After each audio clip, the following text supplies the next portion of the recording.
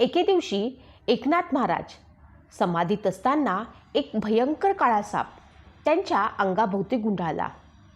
एकनाथजींच्या छायेखाली आपल्या हिंसक भावना विसरून साप डोक्यावरती डोलायला लागला. तो साप एकनाथजींचा साथीदार झाला. तो रोज एकनाथ महाराजांकडे येऊ लागला. समाधी करताना त्यांच्या अंगाला मिठी मारून मस्तकावरती फणा पसरून डोलायला सुरुवात करायची आणि महाराज समाधीतून जागे होताच तिथून निघून जायचा. पण एकनाथ महाराजांना याची माहिती नव्हती. एके दिवशी एकनाथ महाराजांसाठी दूध घेऊन आलेल्या शेतकरीने एकनाथ महाराजांभोवती साप गुंडाळलेला पाहून तो ओरडला. तेव्हा एकनाथ महाराजांची समाधी तुटली आणि मग ते उठले आणि सापही दूर जाताना दिसला. अनुष्ठान पूर्ण करून सर्व काही गुरूंना सांगितलं. तेव्हा अत्यंत प्रसन्न होऊन गुरुजींनी त्यांच्यावरती आशीर्वादाची पुष्पवृष्टी केली. आता माझा एक निद्रावंद पूर्णपणे नारायणात स्थापित झाला आहे हे समजायला त्यांना वेळ लागला नाही. त्यानंतर एकनाथजींनी एकनाथजी महाराज म्हणून पूजा करण्यात आली. संत एकनाथ महाराज एक अत्यंत सुंदर प्रसंग. पैठणमध्ये एकनाथ महाराजांचे एक शिष्य राहत होते. सर्व प्राणिमात्रात त्यांना परमेश्वर दिसे. ते प्रत्येकाला साष्टांग नमस्कार करत. त्यामुळे लोक त्यांना चेष्टेने दंडवत स्वामी असे म्हणत असत. एकदा ते मार्गाने चालले असताना काही टवाळ विरोधक मंडळींनी त्यांची थट्टा करण्याचे ठरवले. ते स्वामींना एका मेलेल्या गाढवाजवळ घेऊन गेले. त्यांनी विचारले, काय हो दंडवत स्वामी, त्या मेलेल्या गाढवातही परमेश्वर आहे का? त्याच्यातही परमेश्वर आहे असे म्हणून स्वामींनी त्या मृत गाढवाला नमस्कार केला. त्यामुळे ते मेलेले गाढव ताडकन उठले आणि धावू लागले. गाढव जिवंत झाले ही गोष्ट एकनाथ महाराजांच्या कानावर गेली. ते दंडवत स्वामींना म्हणाले, स्वामी, तुम्ही गाढवाला प्राणदान दिलेत ही गोष्ट चांगली असली तरी आता लोक तुम्हाला फार त्रास देतील. ज्यांचे नातेवाईक मृत होतील ते तुमच्याकडे येतील आणि मृत व्यक्तीला जिवंत करायला सांगतील. तुमच्या सिद्धीला चुकीचे वळण लागेल. हे सर्व टाळण्यासाठी तुम्ही ताबडतोब समाधी घ्या, जशी गुरूंची आज्ञा. असे म्हणून स्वामींनी एकनाथ महाराजांच्या चरणावरती मस्तक ठेवून डोळे मिटले. एकनाथ महाराजांनी आपला आशीर्वादाचा हात त्यांच्या मस्तकावरती ठेवला. क्षणातच स्वामींनी देहत्याग केला. एकनाथ महाराजांकडनं ब्रह्महत्येचे भयंकर पाप घडले आहे. त्यासाठी त्यांनी प्रायश्चित घेतले तरच शुद्ध होईल असा तोडगा पैठणकरांनी सुचवला. त्यांनी एकनाथ महाराजांना सभेत बोलावले.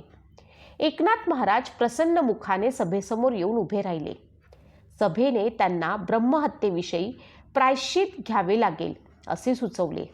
एकनाथ महाराज शांतपणे म्हणाले, आपण दिलेल्या प्रायश्चिताचा मी आनंदाने स्वीकार करीन. ब्रह्महत्येला शास्त्रात देहांताची शिक्षा सांगितलेली आहे. पण याच पैठण नगरात ज्ञानदेवांनी रेड्याच्या मुखातून वेद वदवले आणि आपले पावित्र्य सिद्ध केले. तेव्हा एकनाथांनीही देवालयासमोरील पाषाण नंदीला गवताचा घास खायला लावून आपले पावित्र्य सिद्ध करावे, नाहीतर पुढील प्रायश्चितास सिद्ध व्हावे असे सुचवले. एकनाथ महाराजांनी गवताची एक मूठ घेतली आणि ते त्या पाषाणाच्या नंदीजवळ गेले. हे देवा, तू आता हा गवताचा घास घे असे म्हणून एकनाथ महाराजांनी आपल्या हातातील गवत नंदीच्या मुखाजवळ धरले. नंदीने जीभ लांब करून नाथांच्या हातातील गवत तोंडात घेतले. तो गवत चावून खाऊ लागला. पैठणचे विरोधक त्यांना शरण गेले. त्याच वेळी एकनाथ महाराज नंदीला म्हणाले, देवा, आता आपणही येथे राहू नका. आपणालाही साक्षात्कारी नंदी म्हणून इतरांचा त्रास सहन करावा लागेल. आपण नदीत जाऊन जलसमाधी घ्यावी.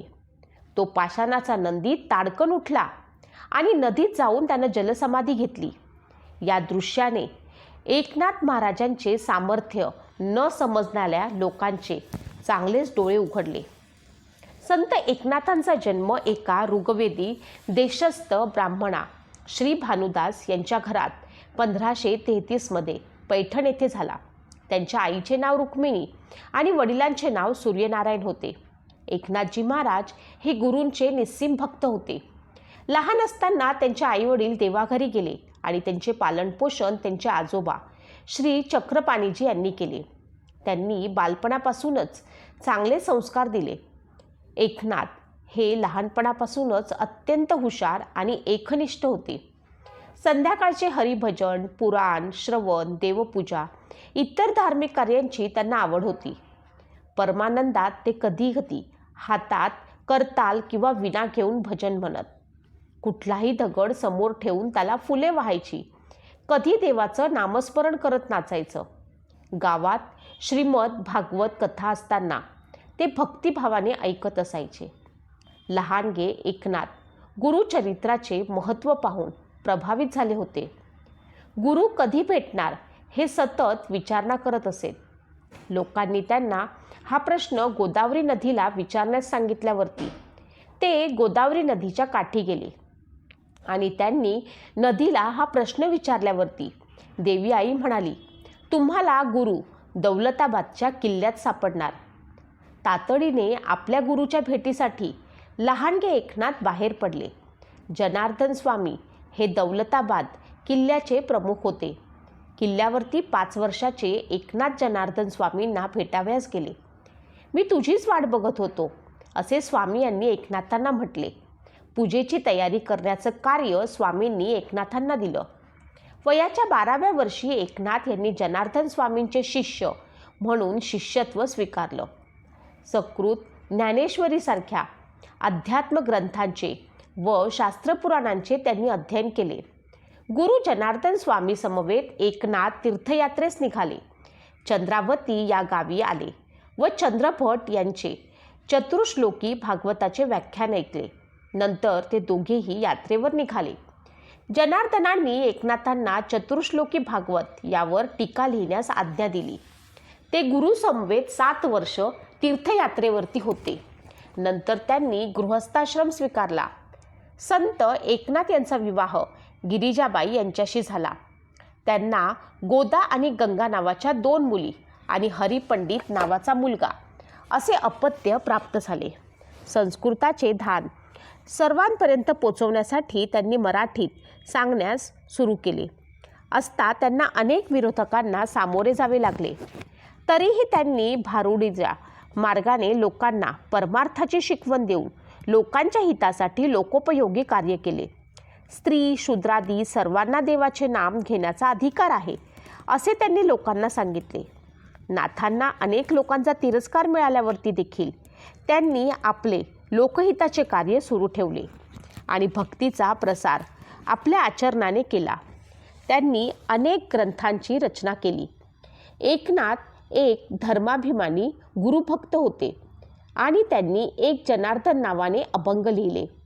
भक्त नेहमी देवाच्या दारी जाण्याच्या प्रयत्नात असतो, पण देवाने स्वतः नाथाच्या दारी जाण्याची इच्छा दाखवली. कर्नाटकातील एका सावकाराने बनवलेली श्री विजयी पांडुरंगाची मूर्ती म्हणाली, मला नाथांची सेवा पाहिजे. सावकार देवाची मूर्ती घेऊन पैठणला आला आणि मूर्ती एकनाथांच्या स्वाधीन केली. नाथांनी मूर्तीचा स्वीकार केला. एके दिवशी नाथ सर्वसामान्यांसारखे मरण पावले. लोकांनी म्हटलं, ह्यांच्यात आणि आमच्यात काय अंतर? नाथ तातडीने उठून बसले आणि नंतर त्यांनी फाल्गुन वद्य षष्टी शके 1533 ते 1599 हा दिवस नाथांनी जलसमाधीसाठी निश्चित केला. संसारात राहून परमार्थ करता येतो हे त्यांनी दाखवून दिले. जातीभेद दूर करण्यासाठी त्यांनी आयुष्यभर प्रयत्न केले. त्यांच्या साहित्यातून त्यांनी रंजन आणि प्रबोधन केले. एकनाथ महाराजांनी आपल्याला ज्ञानेश्वरीची अप्रसिद्ध आवृत्ती दिली. समाजाच्या उन्नतीसाठी काम करण्याचा प्रयत्न केला.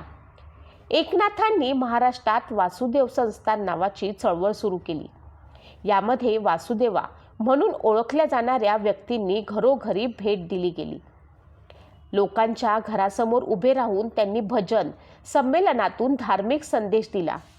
त्या काळात समाजातील स्त्रियांवरती होत असलेले अन्याय अत्याचार याविषयी रोडगा या भारुडातून त्यांनी स्त्रियांच्या मनाची स्थिती व्यक्त केली. स्त्रीला नकाराचे स्वातंत्र्य नव्हते. लहान वयातच घरातील मंडळी तिचे लग्न लावून देत असत.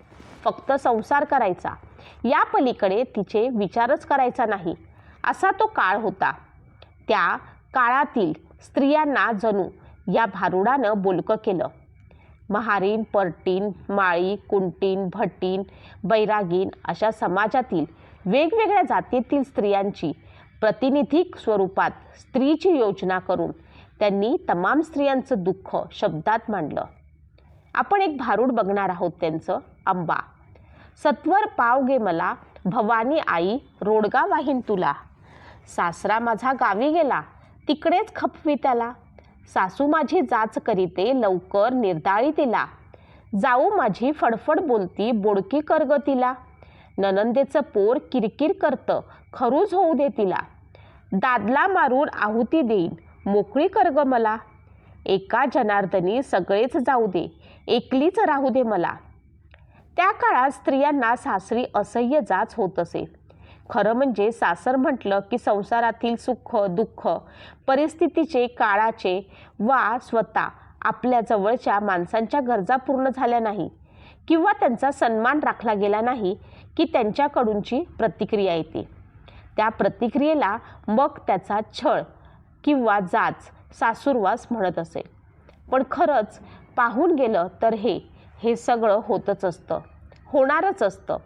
किंबहुना लग्नाच्या नंतर सासरी त्रास होणारच हा पूर्वग्रह आपल्या सगळ्यांच्या मनात जवळपास बसलेला आहे. संत एकनाथांनी याच पूर्वग्रहाचं स्वरूप पारमार्थिक जीवनाशी जोडलेलं आहे. संत एकनाथ महाराज जीव अडकला, जीवाचे माहेर आहे, हे हरिपदाची प्राप्ती आहे, ईश्वराची प्राप्ती आहे. सून या भूमिकेचा नाथांनी विचार केला आहे. दादल्यासकट सर्वांना दूर सारू पाहणारी नाथांची ही सून साधीसुधी नाही, जशी दिसते तशी नाही. तिचे मूळ आध्यात्मिक रूप नाथांनी येथे वर्णिलेलं आहे. सत्वर पाव ग मला भवानी आई, रोडगा वाहीन तुला ध्रुपद. इथली सून म्हणजे बुद्धी असून ती तिच्छ इच्छाशक्तीची प्रार्थना करीत आहे की भवानी, मी तुला नवस करते आणि त्या नवसासाठी तू मला पाव. सासरा माझा गावी गेला, तिकडेच खपवी त्याला. भवानी आई रोडगा वाहीन तुला. ध्रुपद. प्रपंच हे सासर असून हरिपद हे माहेर आहे. अहंकार हा सासरा आहे आणि सासू माझी जाच करीते, लवकर नेई ग तिला. भवानी आई रोडगा वाहीन तुला. अन कल्पना ही सासू आहे, तिला लवकर ने. जाऊ माझी फडाफडा बोलते, बोडकी करग तिला. भवानी आई रोडगा वाहीन तुला. इच्छा निंदा या जावा असून त्यांना बोडकी कर म्हणजे ननंदेचं कार्ट किरकिर करतं, खरूज येऊ दे त्याला. भवानी आई रोडगा वाहीन तुला. ममता ही ननंद असून दुःख हे तिचं पोर आहे. तेही ममतारूपी माझी ननंद, तिचं दुःखरूपी कार्ट माझ्या घरी राहतं आणि ते कार्ट सारखं किरकिर करत राहतं. म्हणजे मी काहीही करू दे, त्याचं रूपांतर हे दुःखामध्ये करतं. एक दिवस सुखानं संसार हे होऊ देत नाही, मला सुखाने राहू देत नाही. म्हणून या दुःखरूपी माझ्या नंदीच्या त्या पोराला खरूज होऊ दे, त्यालाच दुःख होऊ दे, म्हणजे ते आम्हाला त्रास द्यायचं थांबेल. दादला मारून आहुती देईन, मोकळी करग मला. भवानी आई रोडगा वाहीन तुला. काम हा दादला आहे, जो नित्य माझा भोग घेतो आणि त्याला दुसरं काही सुचतच नाही. आता मी त्याला दादल्याला मारूनच तुला आहुती देते. पण हे आई, तू मला या कामरूपी नवऱ्यापासून मोकळी कर. व क्रोध हा धीर आहे, एका जनार्दनी सगळेच जाऊ दे, एकटीच राहू दे मला. भवानी आई रोडगा वाहीन तुला. सासू सुनेच्या नेहमीच्या कटकटींनी संसारामध्ये कंटाळलेल्या गृहिणीचे रूपक घेऊन नवस आई भवानीला ती नवस बोलते व शेवटी म्हणते, या माझ्या सासरच्या लोकांबरोबर कटकट होते, म्हणून प्रत्येकाचे तळपत करणारे शेवटी एकटीच राहू दे मला, अशी मागणी करते.